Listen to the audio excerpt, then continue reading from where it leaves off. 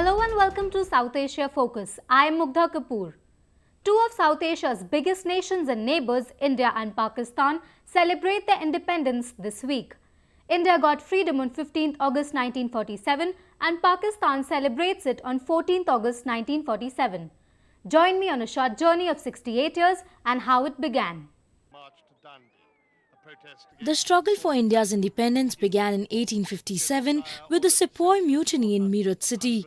Later in the 20th century, the Indian National Congress and other political organizations under the leadership of India's father of the nation, Mahatma Gandhi, launched a nationwide independence movement. The work of these various movements led eventually to the Indian Independence Act 1947, which created the independent dominions of India and Pakistan.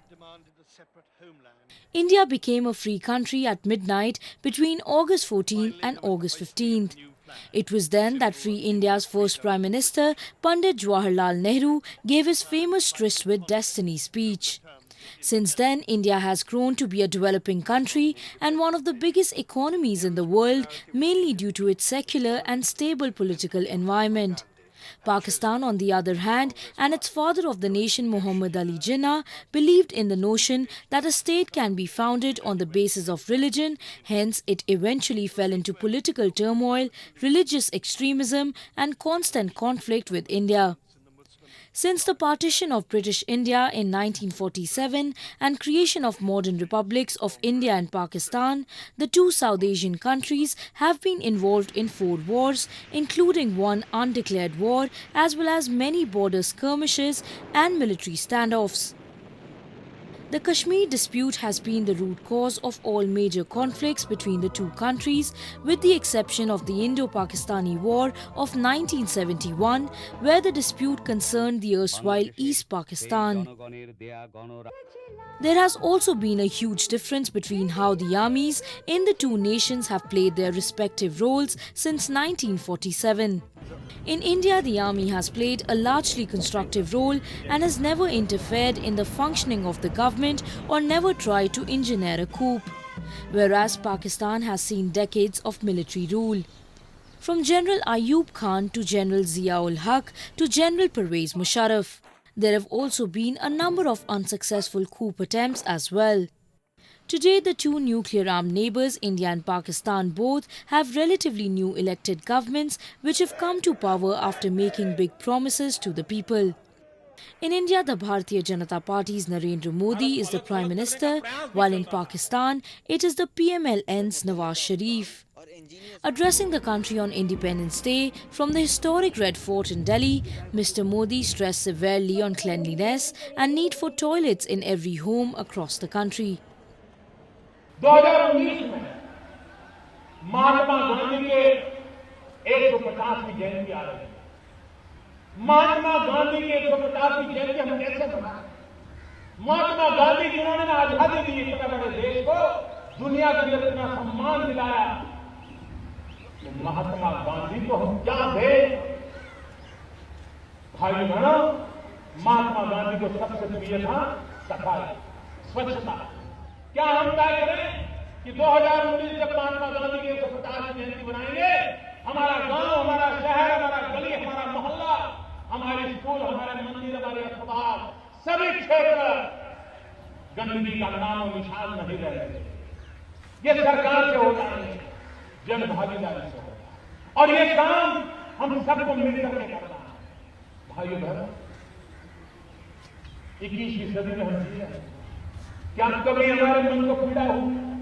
आज भी हमारी माताओं बहनों को खुले में शौच के लिए जाना चाहिए। डिग्निटी ऑफ विमेन, क्या हम सबका दायित्व नहीं है?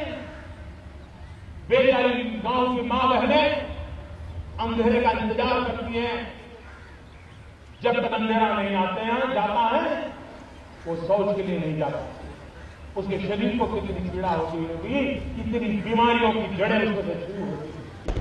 Mr. Modi also gave an open invitation to the world to make India a manufacturing hub and asked investors to come make in India.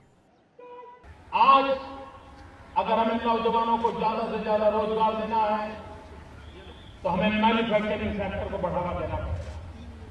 Import export की जो स्थिति है उसको संतुलन पैदा करना हो तो हमें मैन्युफैक्चरिंग सेक्टर पर बल देना होगा। हमारे नौजवानों की जो वीजा है, सामर्थ्य है, उसको अगर काम में लाना है तो हमें मैन्युफैक्चरिंग की ओर जाना होगा। और उसके लिए हिंदुस्तान की भी पूरी ताकत लगे, लेकिन विश्व की शक्तियों को भी हम निमंत्रण देते हैं। और इसलिए मैं आज लाल किले की बातचीत से विश्व भर में लोगों से कहना चाहता हूं, कम मेक इन इंडिया। आइए हिंदुस्तान में निर्माण कीजिए। दुनिया के किसी भी देश में जाकर के बेचिए, लेकिन निर्माण यहां कीजिए, मैन्युफैक्चर यहां कीजिए। हमारे पास स्किल है, टैलेंट है, डिसिप्लिन है, कुछ कर्म करने का इरादा है। हम विश्व को एक सानुकूल अवसर देना चाहते हैं कि आइए कम मेक इन इंडिया, और हम विश्व को कहें इलेक्ट्रिकल से लेकर के इलेक्ट्रॉनिक तक कम मेक इन इंडिया, केमिकल्स से लेकर के फार्मास्यूटिकल तक कम मेक इन इंडिया, ऑटोमोबाइल से लेकर के एग्रो वैल्यूएशन तक कम मेक इन इंडिया, पेपर हो या plastic come make in India, सब सैटेलाइट हो या submarine come make in India. ताकत है हमारे देश में। Mr. Modi is the first Prime Minister of India who was born after independence, and he attempted to stay clear from the usual written script and spoke extempore, much to the delight of his supporters. Significantly, he avoided mentioning or slamming Pakistan in his speech and rather focused on issues like poverty, sanitation, etc. While Indian PM did not mention Pakistan or Kashmir in his speech, the Pakistani PM and the Pakistani envoy to India decided to score points instead. Pakistan has not shifted from its stance that Kashmir issue is central to its relations with India. Sharif's remarks maybe were a reply to Mr. Modi's speech last week when he had accused Pakistan of continuing to engage in a proxy war of terrorism against India. We want peaceful resolution of Kashmir with our full sincerity so that by removing this main source of tension, Pakistan and India could find new ways for promoting their relations, Sharif said while addressing the Independence Day parade after midnight in Islamabad. Similarly, Pakistan's ambassador to India, Abdul Basit, while speaking to the Pakistan High Commission in Delhi, raised the issue of Jammu and Kashmir, saying his country would continue to extend diplomatic and moral support for the legitimate struggle of Kashmiri people. I would also like, because I am sitting here in India, I would like to reiterate that Pakistan is committed to having a normal cooperative relationship with India on the basis of mutual respect and mutual interest. And we are confident that in the times ahead, both Pakistan and India would be able to resolve their problems, their issues, and usher in a period of friendship and cooperation. I would also like to reaffirm Pakistan's full diplomatic and moral support to the people of Jammu and Kashmir in their legitimate struggle, which is enshrined in UN Charter and Universal Declaration of Human Rights. So I hope that in the days and months ahead, both our countries will work together to promote peace and prosperity in South Asia and beyond. Though Basit had also said that Pakistan wanted a normal relationship with India, one which is based on mutual respect and trust.